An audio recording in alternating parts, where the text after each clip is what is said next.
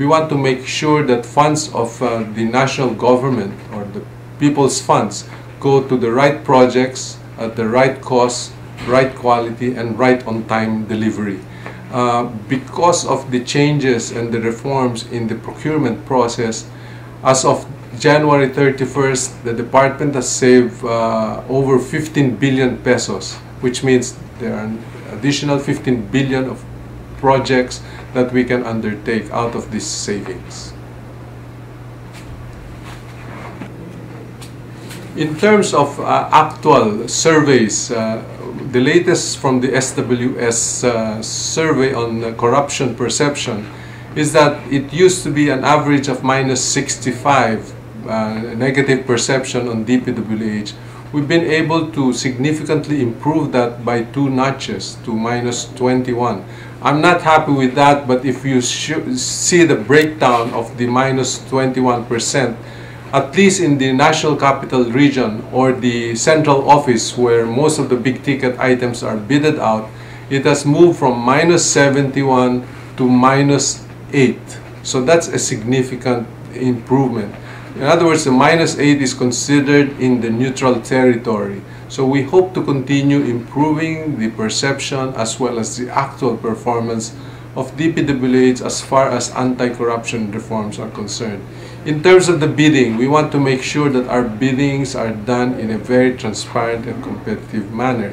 In terms of the quality, we want to make sure that there is a check and balance in terms of the quality of our road projects.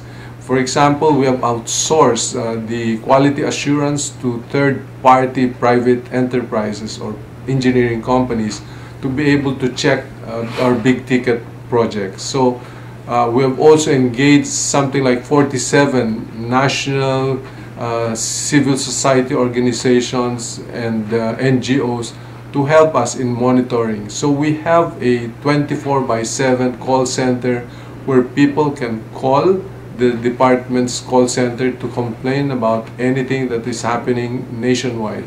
Aside from that, we have on our website all of the national projects. So all of the CSOs, NGOs can know exactly what are the projects being implemented in their locality. They know exactly what project, how much, who is the contractor, when the project is supposed to be completed.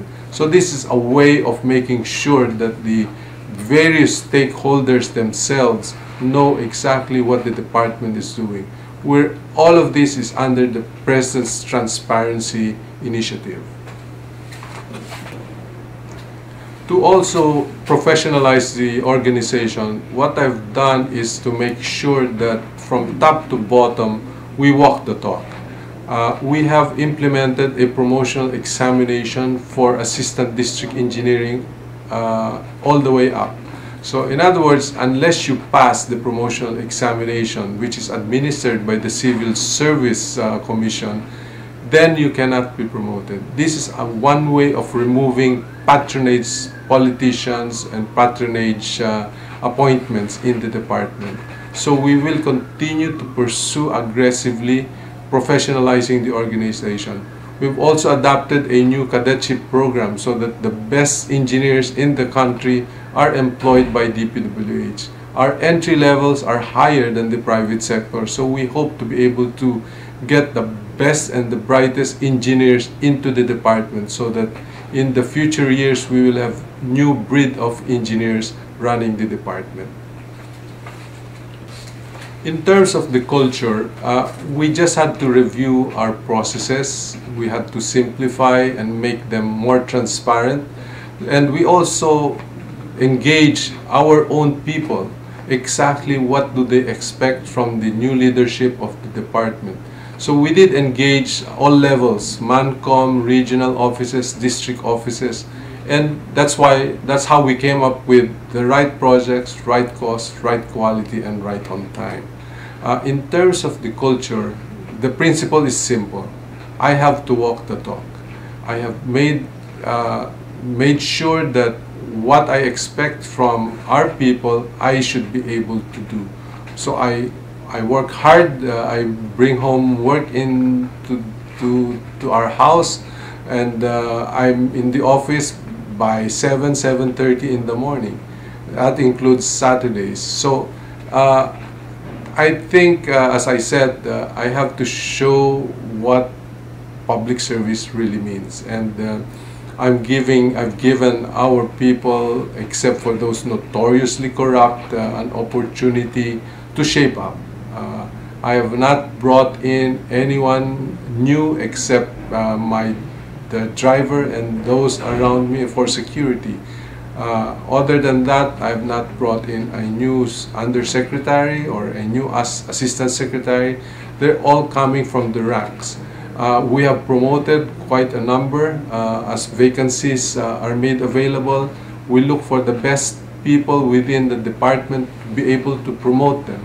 So people are now realizing that gone are the days of patronage appointments or patronage politics in terms of promotions.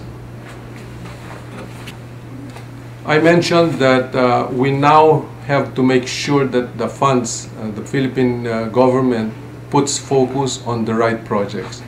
We have made sure that we've taken out patronage in terms of identifying projects. So we have defined our national program for DPWH all the way to 2016. We will be focusing on upgrading the quality and safety of our national roads and bridges, which means we will no longer fund from the national funds such things as basketball court, multipurpose auditoriums or covered courts, or even farm-to-market roads.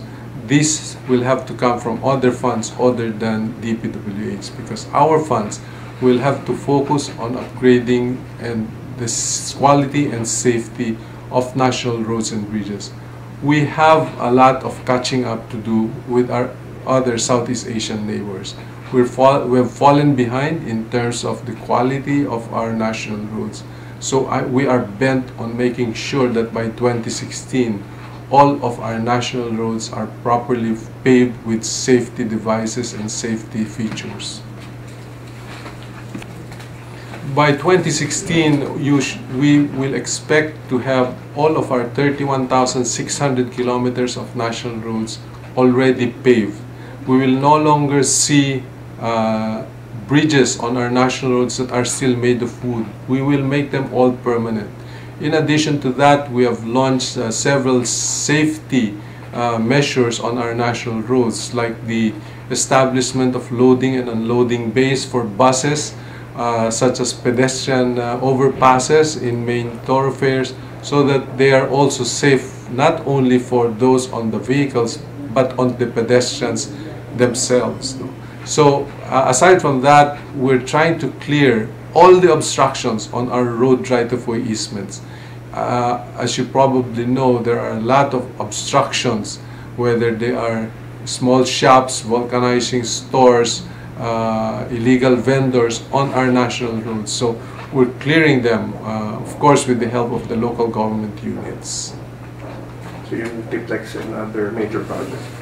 In terms of major projects, we will be opening by May the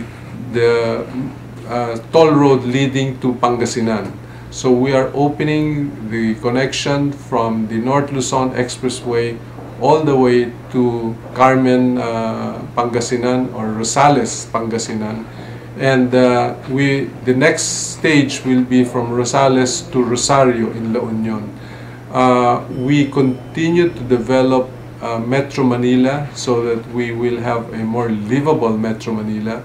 The President has already approved a three-legged skyway system within Metro Manila. One leading to the airport, Terminals 1, 2, and 3, and into the Rojas Boulevard area. Another leg will connect the skyway all the way to the North Luzon Expressway, and a third leg that will go through Santa Mesa and the Quezon City area. So hopefully with this Metro Skyway network, we will have a much better traffic movement within Metro Manila.